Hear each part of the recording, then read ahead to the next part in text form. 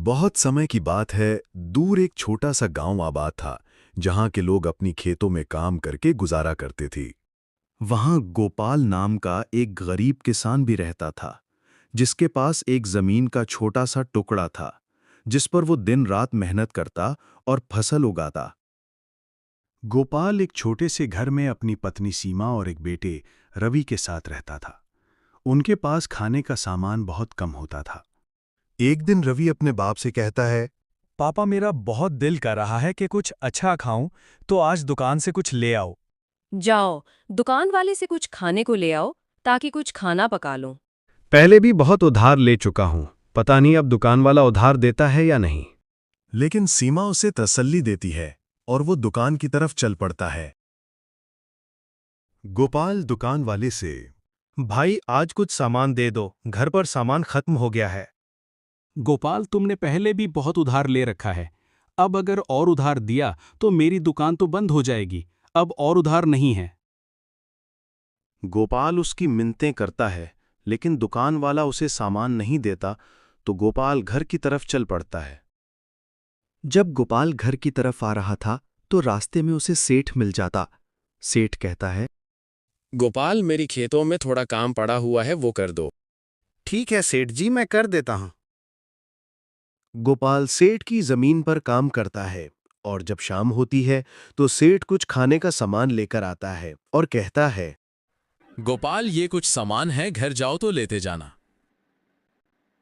गोपाल घर आता है तो उसमें से कुछ सामान कासिमा खाना बनाती है और कुछ कल के लिए रख देती है। फिर वो खाना खाते हैं। अगली सुबह गोपाल जब काम पर जाने लगा तो उसने सीमा से खाने का पूछा।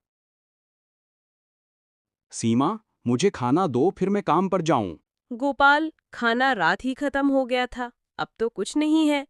गोपाल बगैर खाना खाए काम पर चला जाता है और सारा दिन काम करता है। गोपाल काम से थक कर बैठ जाता है और अपने घर के हालात की वजह से परेशान होता है। गोपाल देखता है कि थोड़ी दूर एक शख्स गिरा हुआ होता है और पानी मांग रहा होता है। गोपाल उसकी मदद करता है और उसे एक जगह बिठा देता है। गोपाल उसे सारे घर के हालात बता देता है। उसके बाद वो शख्स गोपाल को एक बैग देता है और कहता है, बेटा, तुमने मेरी मदद की है। ये मेरी तरफ से एक छोटा सा तोहफा है। इससे तुम जो मांगोगे तुम्हें मिलेगा, लेकिन हमेशा ईमानदारी से काम करना। अगर लालच करोगे तो सब कुछ खत्म हो जाएगा।